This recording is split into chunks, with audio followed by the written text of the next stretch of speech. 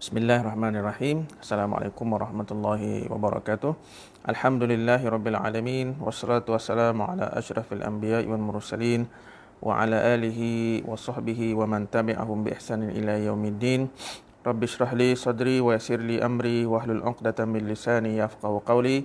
Subhanaka la ilma lana illa ma 'allamtana innaka antal alimul hakim wa la haula wa la quwwata illa billahil aliyyil azim amma ba'du. Alhamdulillah, bertemu lagi kita dalam kuliah ilmu usul fiqh, dan pada kali ini adalah siri yang ke-33 yang mana insya-Allah kita akan membincangkan tajuk awaridul ahliyah, dan pada malam ini kita menyentuh al-awaridul muktasabah yang kedua. Setelah kita membincangkan al-awaridul muktasabah yang pertama pada minggu lepas, iaitu yang pertama adalah al-jahlu, jahil, dan pada malam ini insya-Allah kita masuk ke al-awaridul muktasabah yang kedua, iaitu al-khata', iaitu tersilap.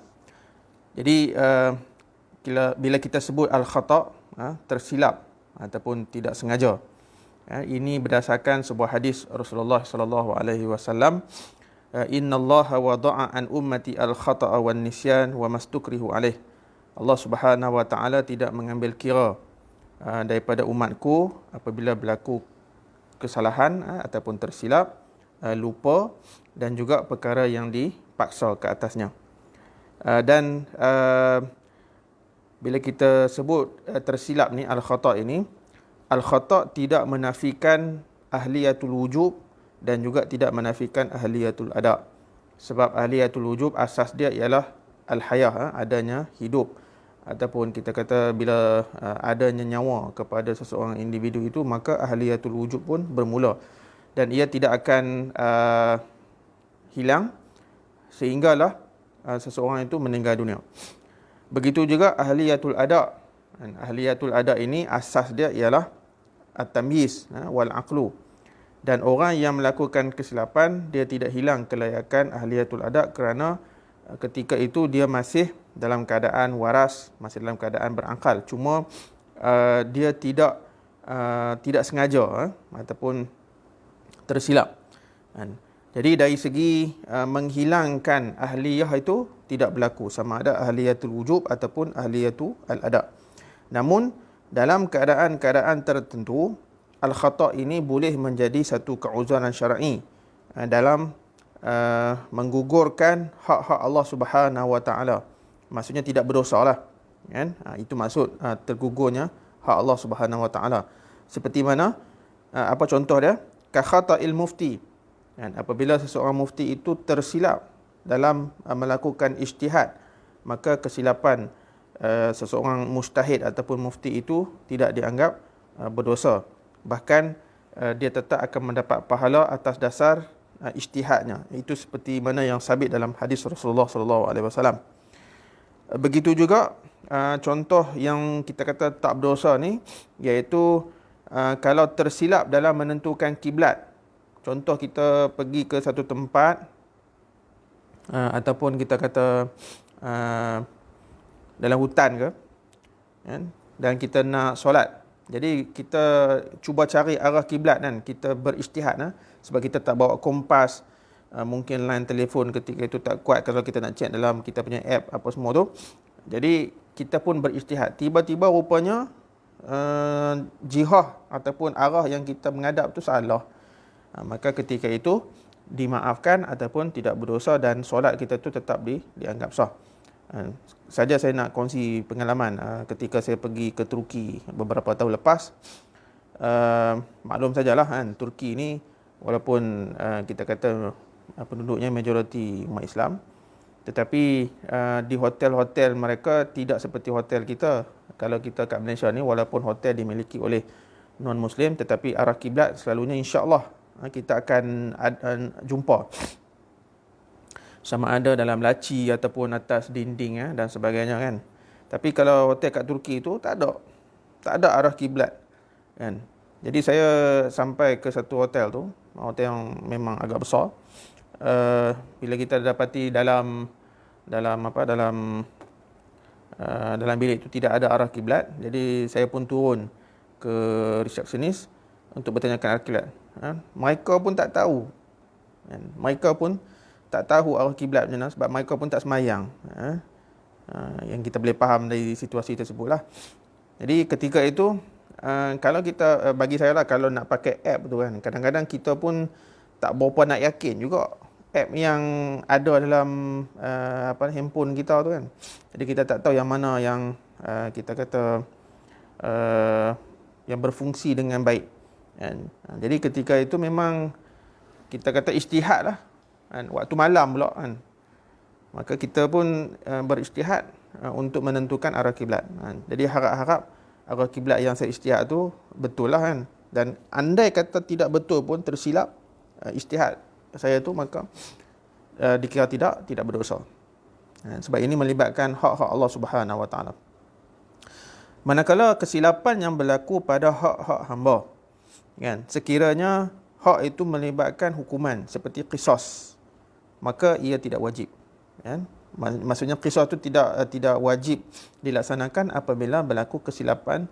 Contoh kita bawa kereta kan, hujan, licin jalan, tiba-tiba kereta kita hilang kawalan, terlanggar orang contohnya, meninggal orang tersebut, maka kita tidak perlu diqisas sebab kita tak sengaja. Okey, cuma dalam bab qatlul khata' ini, pembunuhan tidak sengaja ini ataupun tersalah ini, kena bayar diat lah kepada waris si mangsa tu, waris si mati. Dan kalau ikut kaedah diat itu, dipanggil diat mukhaffafah, diat yang diringankan, iaitu boleh bayar dalam tempoh 3 tahun kan. Itu dalam kitab-kitab fiqh lah. Tetapi zaman sekarang ni diat pun kita kata tak dilaksanakan. Jadi mengikut undang-undang sekarang lah. Okey, adapun kesilapan bagi hak hamba ini yang melibatkan kewangan kan, contohnya ataupun harta benda. Contohnya katakanlah kita bawa anak kita ataupun kita sendiri pergi rumah orang, tak sengaja tersalah ataupun tidak sengaja kita memecahkan harta benda orang, contoh pinggan, mangkuk, pasu ke contohnya kan. Maka kalau melibatkan harta benda ini, dia tak cukup kita hanya minta maaf kan. Minta maaf tu kena kan, tetapi andai kata tuan rumah itu minta ganti rugi, maka memang kita kena bayar ganti rugi kan. Tapi kebiasaannya selalunya tuan rumah ni dia akan kata tak apalah, nak buat macam mana, dah pecah kan. Itu kebanyakan kes macam itulah kan. Tetapi kalau lah nak ikut hukum fiqh ya, kalau tuan rumah itu minta ganti rugi, maka memang kita berkewajipan untuk bayar ganti rugi, walaupun kita tak sengaja memecahkan harta benda orang kan. Baik. Dalam bab muamalat, bab muamalat ni kita kena faham bukan muamalat jual beli saja kan, tetapi muamalat secara yang makro, yang lebih menyeluruh kan, termasuklah nikah kahwin, transaksi jual beli, sewa menyewa dan sebagainya kan. Okey, dalam contoh bab talak kan, kalau seseorang itu tersalah sebut kan, dia nak sebut tolak kan, tolak, tetapi tersebut dia tergelincir lidah kan, orang panggil. Dia kata, mai abang tolak hang saja, dia nak main melawak dengan bini kan, dia nak sebut tolak tapi tersebut talak kan. Jadi kalau dapat dibuktikan yang memang tak sengaja sebut itu, maka tidak jatuh talak tersebut kerana dia berlaku dalam keadaan tak sengaja. Baik.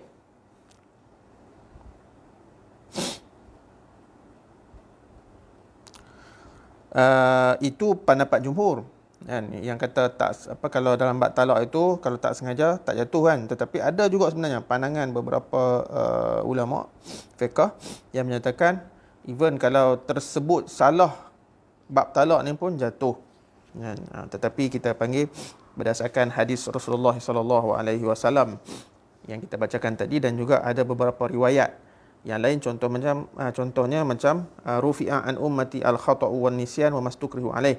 Diangkat dosa daripada umatku, iaitu dosa apa? Dosa tak sengaja, dosa tersilap itu, dosa terlupa, dan juga dosa sekiranya kita dipaksa untuk melakukan suatu perkara. Jadi dalam pandangan ataupun dalam isu ini, pandangan yang rajihnya ialah pandangan jumhur lah. Okey. Itu yang al-awaridul muktasabah yang kedua. Seterusnya kita masuk al-awaridul muktasabah, iaitu halangan-halangan yang menghalang kelayakan seseorang mukallaf itu. Yang ketiga adalah al-hazlu, iaitu main-main. Dia duduk melawak. Dia bukan sungguh-sungguh tapi main-main. Jadi apa maksud main-main ni? Maksud main-main ni sama ada dia ucapkan satu benda ataupun dia buat satu benda tapi dia bukan maksud nak buat benda tu ataupun nak ucap benda tu. Dia hanya melawak, kita panggil. Dalam hati tu dia tak niat pun kata berkehendakkan maksud sebenar kepada perkara tersebut, kan. Jadi apa kedudukan melawak dari sudut fiqh, kan? Al-hazlu sama juga macam al-khata' tadi, dia tidak menafikan apa? Tidak menafikan ahliyatul wujub, sebab ahliyatul wujub asalnya ialah al-hayatu, iaitu hidupnya seseorang, dan juga al-hazlu ni tidak menafikan ahliyatul ada', kan. Tetapi al-hazlu ni, kalau kita perhalusi perbahasannya, dia sedikit sebanyak dia akan memberi kesan kepada hukum. Jadi kita akan tengok apakah contoh-contoh yang kata memberi kesan ataupun tidak ni. Okey, kalau dalam kitab ini, dalam kitab Al-Wajiz fi Usul Fiqh karangan Dr. Abdul Karim Zaidan ini, beliau telah membahagikan al-hazlu ni kepada khususnya dalam bab percakapan, tasarrufatul qawliyah, yang berlaku melawak ni, kan. Dia ada 3 kategori. Yang pertama dalam bentuk al-ikhbarat, yang kedua al-i'tiqadat, dan juga yang ketiga al-insya'at. Okey. Al-ikhbarat ni maksudnya al-iqrarat. Apa perkara-perkara yang melibatkan iqrar. Maka kalau menurut Dr. Abdul Karim Zaidan, al-hazlu yubtiluha mahma kana mawdu'un ikhbar, kan. Contoh dia iqrar dia jual satu benda, dia iqrar kata dia menikah, dia iqrar dia talak isteri dia, kan, secara melawak, kan. Maka la yatarattabu ala iqrarihi syai'un, tidak berlaku apa-apa. Maksudnya jual beli itu tidak terjadi, nikah itu tidak terjadi, talak itu pun tidak terjadi. Ini dalam bab ikhbarat. Kalau bab al-insya'at nanti kita akan tengok nanti. Jadi tidak jatuh, kan. Manakala dari segi al-i'tiqadat, apa akan jadi kalau kita duk melawak yang melibatkan akidah, kan. Okey. Para ulama menyatakan sekiranya kita melawak perkara-perkara kufur, kalimat-kalimat kufur, walaupun secara melawak, maka ia boleh menjatuhkan seseorang itu menjadi murtad, wal-a'yazubillah. Ini berdasarkan firman Allah Subhanahu wa taala, "Wala in sa'altahum la yaqulunna innama kunna nakhudu wa nal'ab qul abillahi wa ayatihi wa rasulihi kuntum tastahzi'un la ta'tadziru qad kafartum ba'da imanikum." Kan? Jadi kalau kamu tanya mereka ni, orang-orang yang selalu duk mempermainkan ayat Allah ni, mereka kata apa? Jawapan mereka, alah, kami main-main je, kan. Kami pijak Quran saja je, bukannya betul pun, melawak je, kan.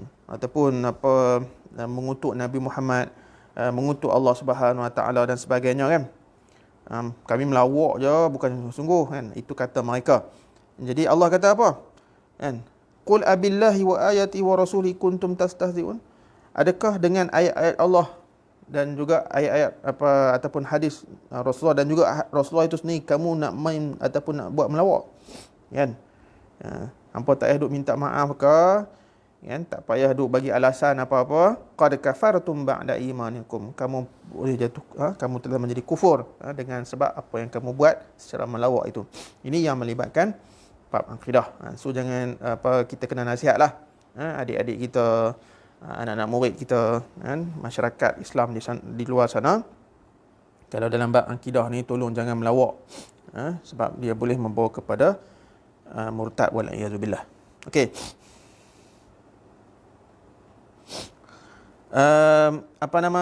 Yang ketiga, kategori tiga, melawak dalam bab al-insyaat, iaitu penegasan satu benda yang kita nak buat, kan. Okey. Contohnya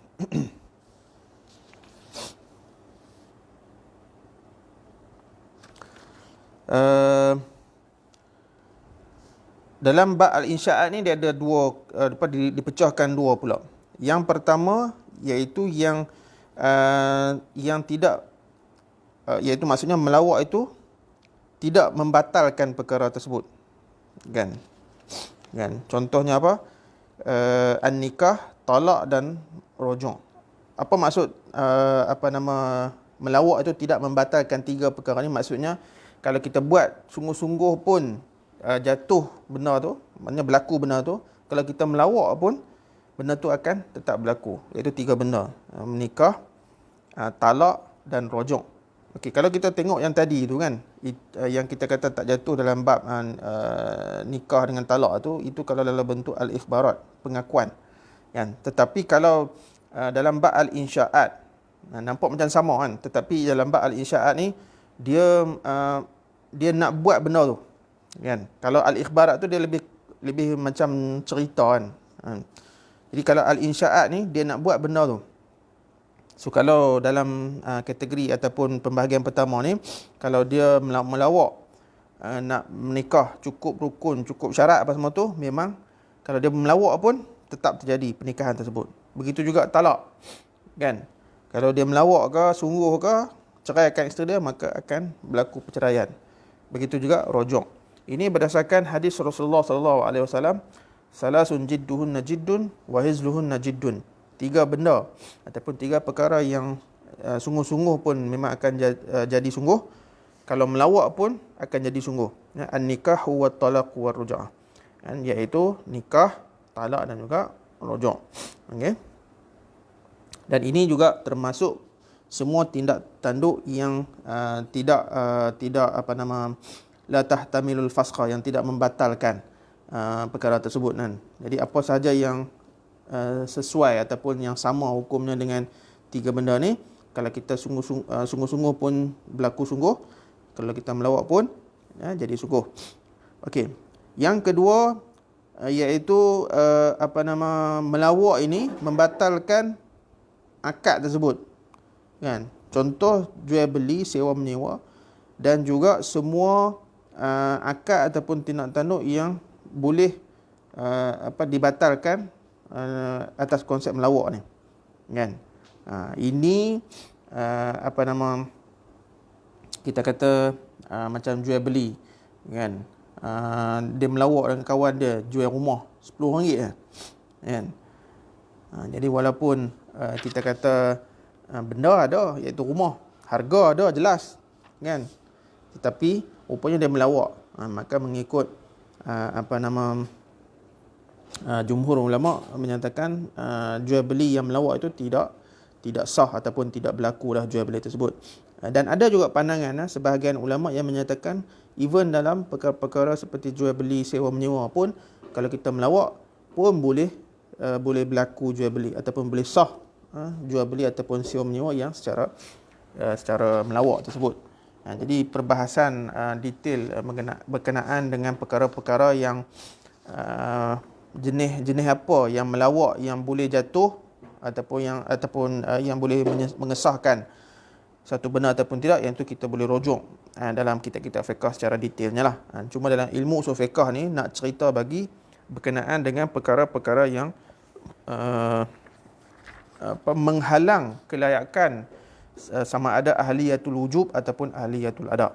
Ya. Jadi pada malam ni kita telah sentuh dua tajuk, iaitu al-khata' dan juga al-hazlu, dan insya-Allah kita akan sambung lagi kuliah kita pada minggu yang akan datang dengan tajuk yang lain pula insya-Allah.